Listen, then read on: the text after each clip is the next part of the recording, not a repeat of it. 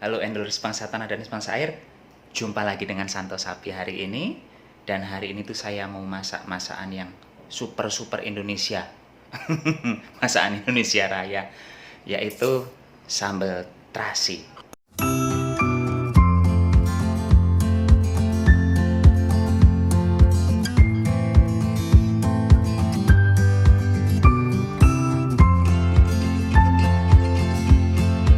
Sambal terasi versi Santo Sapi ini agak berbeda dengan versi yang dibuat orang kebanyakan.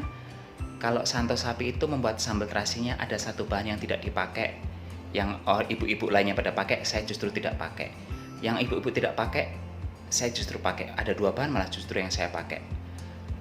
Bahan apakah itu? Ikuti dari awal sampai akhir ya, jangan di skip-skip. Tapi sebelum dimulai, bantu subscribe dulu. Tolong bantu subscribe-nya. Kalau udah, yuk kita mulai dari awal ya. Untuk membuat sambal terasi versi Santo Sapi, yang pertama perlu dituang ke ini adalah minyak-minyaknya nih. Ukurannya saya kurang tahu pasti nih. Sekitar berapa ini? 1/4 gelas itu belimbing mungkin, nggak sampai setengahnya. Terus kedua saya masukkan tomat, tapi tomatnya bagian ininya dibuang dulu ya, karena ini memberikan tekstur tidak enak. Kalau udah di blender nanti ada kasar-kasarnya tetap muncul itu. Saya memakai tomat 3 biji.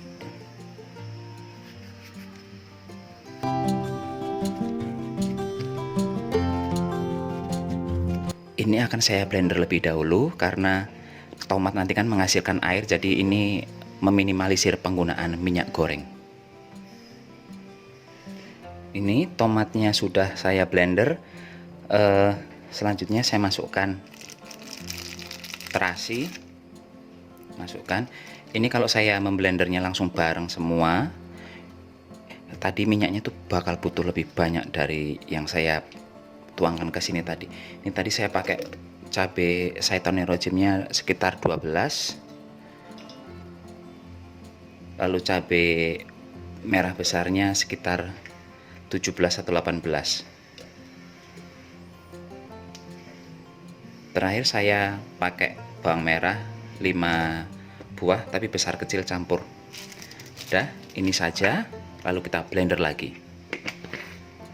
Lalu sambal tuang ke dalam wajan.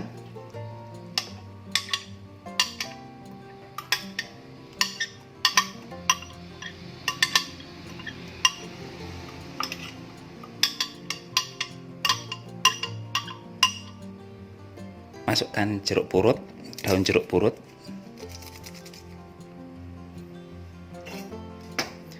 Masukkan serai yang udah digeprek, 1 biji aja serainya. Ini saya punyanya ukuran kecil, ya udah pakai yang kecil aja.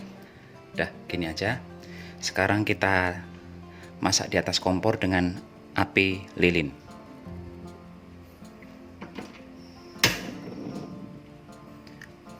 Mengapa saya meminta dinyalakan dengan api lilin? Karena si minyaknya ini kan belum keluar, jadi kalau langsung api besar dia akan gosong.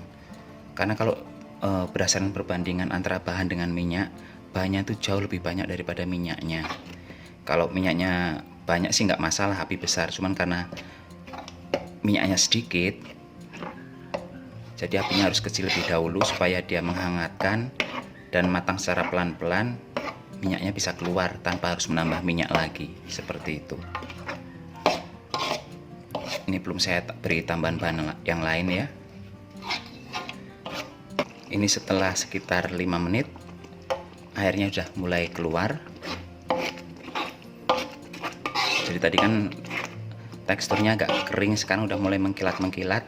Ini udah mulai bisa kita besarkan sedikit apinya. Kalau bisa sih pakai wajannya ukuran agak besar ya, karena ini agak nyiprat-nyiprat juga.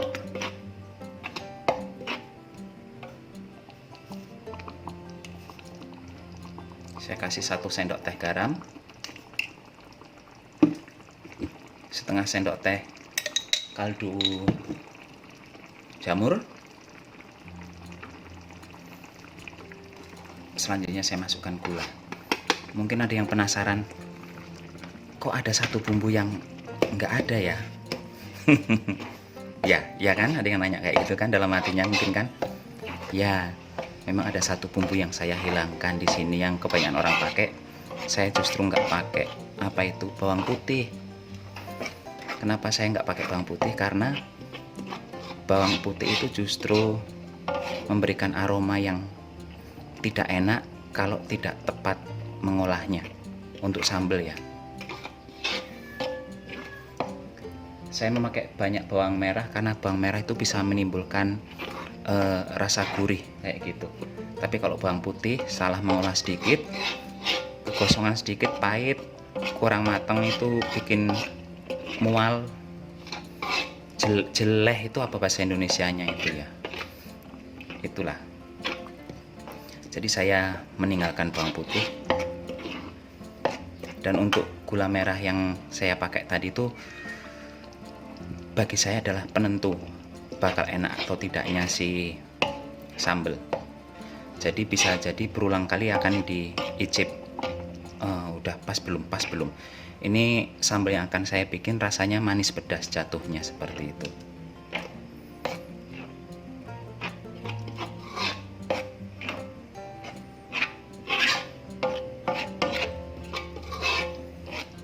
Entah udah berapa ratus kali saya bikin sambal, ratusan lah ya, karena dulu saya jualan gudeg itu 1,5 tahun dan saya selalu pakai sambal ini, dan sambal ini lebih hit daripada gudeg yang saya buat.